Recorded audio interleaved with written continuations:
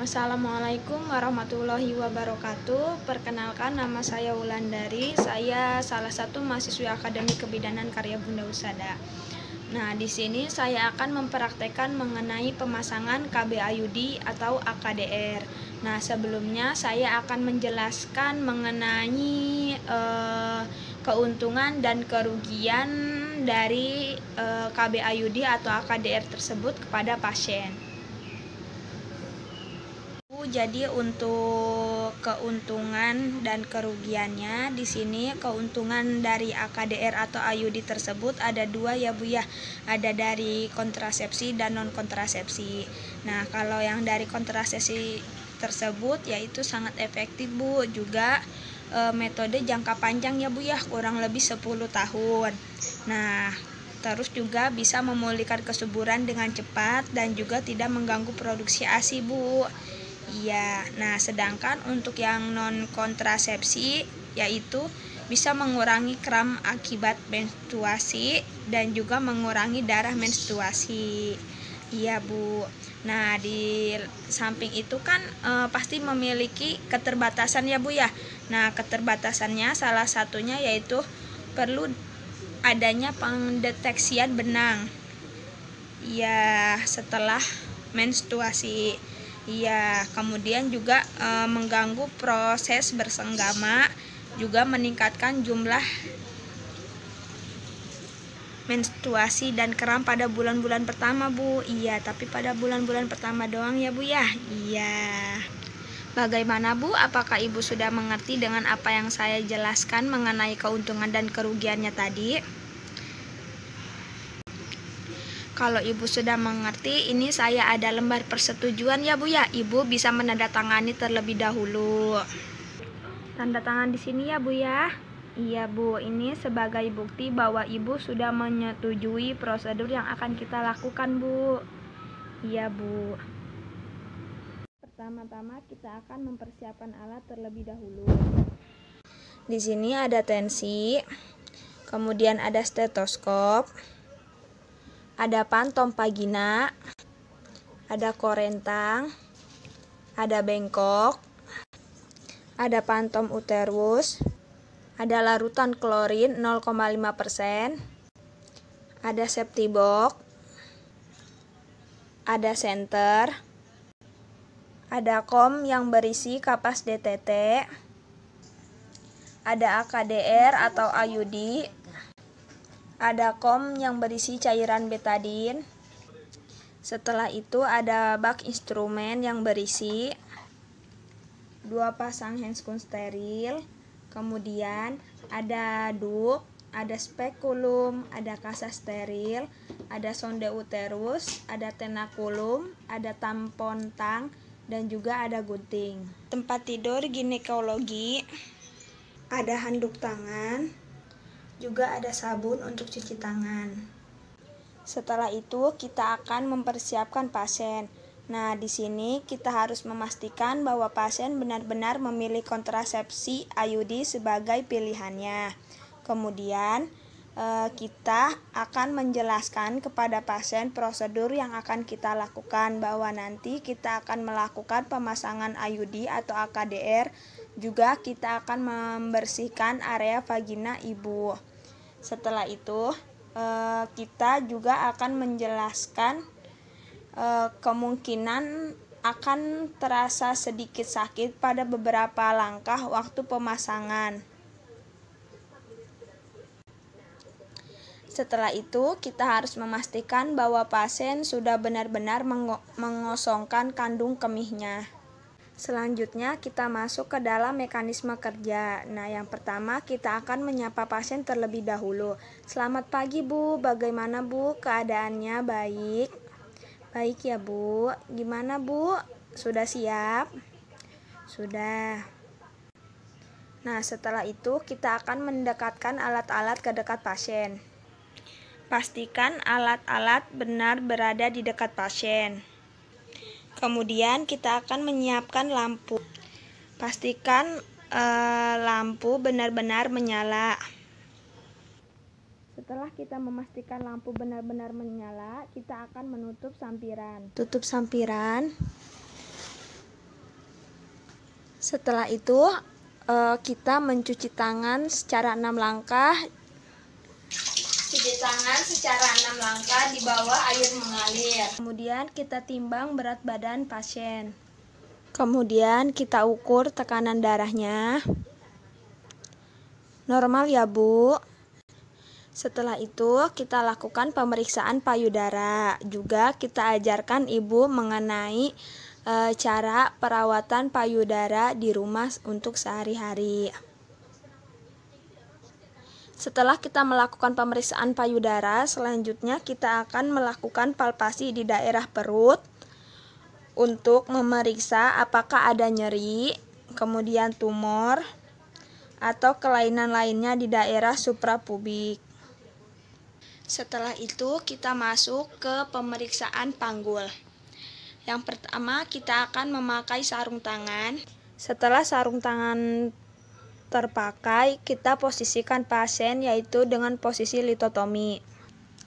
Nah, setelah itu kita akan melakukan vulva hygiene. Kita bersihkan dari labia mayor terjauh. Kita buang ke bengkok. Kemudian dari labia mayor terdekat. Dari labia minor terjauh. Terdekat. Setelah itu dari vestibulum ke perineum, kemudian dari perineum ke anus. Nah, setelah itu kita periksa apakah ada ulkus atau pembengkakan kelenjar Bartholin. Selanjutnya kita akan melakukan pemeriksaan spekulum. Kita masukkan spekulum ke dalam vagina.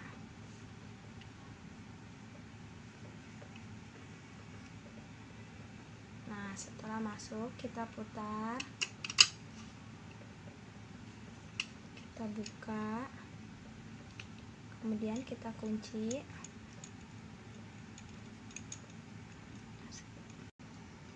Nah, sambil kita periksa dan kita lihat apakah ada lesi atau keputihan pada vagina. Terus kita inspeksi serviks dan uterus.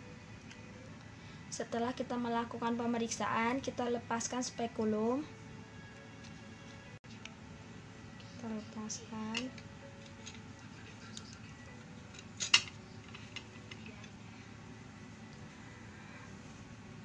Kemudian kita taruh ke dalam larutan klorin. Setelah itu kita lakukan pemeriksaan bimanual, yaitu dengan tangan kanan masuk secara obstetrik, kemudian tangan kiri berada di pundur. Nah, kita pastikan bahwa gerakan serviks bebas, kemudian kita tentukan besar dan posisi uterus. Setelah itu kita pastikan bahwa tidak adanya kehamilan. Dan kita pastikan tidak ada infeksi atau tumor pada aneksa. Nah, jika tidak ditemukan tanda infeksi dan kehamilan, maka kita lanjutkan tahap berikutnya untuk dilakukan pemasangan. Setelah itu, keluarkan tangan secara perlahan. Nah, setelah itu cuci tangan di larutan klorin 0,5% dan buka handscoon secara terbalik. 3. Setelah itu kita akan memasukkan lengan IUD cover T380A di dalam kemasan steril dengan teknik tanpa sentuh.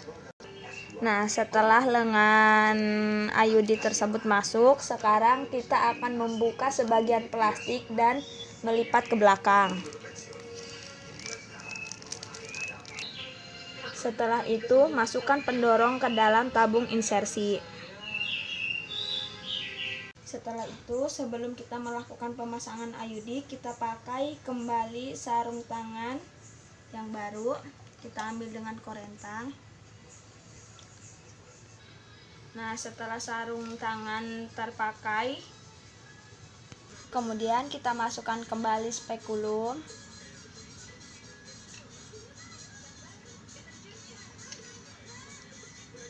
Kita kunci. Setelah itu kita usap vagina dengan menggunakan antiseptik. Nah, usap seluruh vagina dengan larutan antiseptik atau betadine 2 kali atau lebih. Selanjutnya kita akan mengusap serviks dengan menggunakan tenakulum yang kita beri kasa, kemudian kita campurkan ke dalam larutan antiseptik atau betadine. Nah, kita masukkan sambil kita usap, kita bersihkan serviks, kemudian kita jepit dan kita tekan di jam 10 atau jam 2. Lakukan hanya satu tempat untuk mengurangi rasa sakit. Setelah itu kita keluarkan, kita buang di bengkok. Setelah itu kita masukkan sonde uterus dengan teknik no touch atau tidak menyentuh. Nah, masukkan sonde secara hati-hati ke dalam rongga uterus dengan sekali masuk. Nah, tanpa menyentuh dinding vagina ataupun bibir spekulum. Kemudian kita tentukan posisi uterus dan juga kedalaman rongga atau kapum uteri. Nah, setelah itu keluarkan sonde. Kemudian kita ukur kedalaman rongga uterus pada tabung insersi. Nah, kita ukur sonde dengan tabung insersi yang masih berada dalam kemasan steril. Nah, setelah itu kita buka seluruh plastik penutup kemasan. Terus kita keluarkan insersi dari tempat kemasan. Nah, jangan sampai pendorong terdorong. Nah, setelah itu kita lepaskan lengan IUD dengan menggunakan teknik menarik.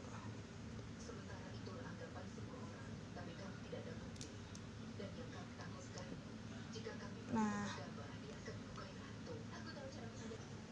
setelah lengan IUD terlepas, dorong secara perlahan-lahan tabung insersi ke dalam kapum uteri sampai leher biru menyentuh serviks.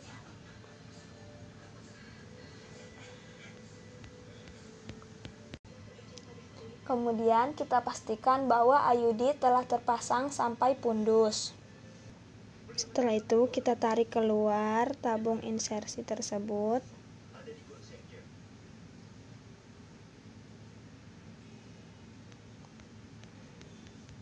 Kemudian lepaskan dan keluarkan tenakulum secara hati-hati. Nah, setelah itu kita lakukan pemeriksaan serviks dengan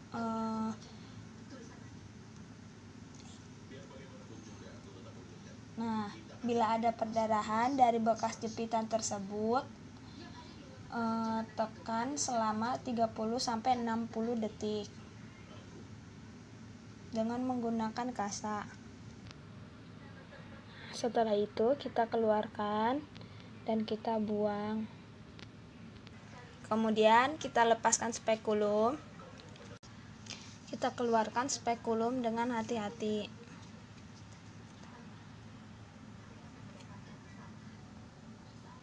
Setelah itu tindakan pasca persalinan. Nah, buang bahan-bahan bekas pakai yang sudah terkontaminasi. Kita buang ke tempat sampah medis. Kemudian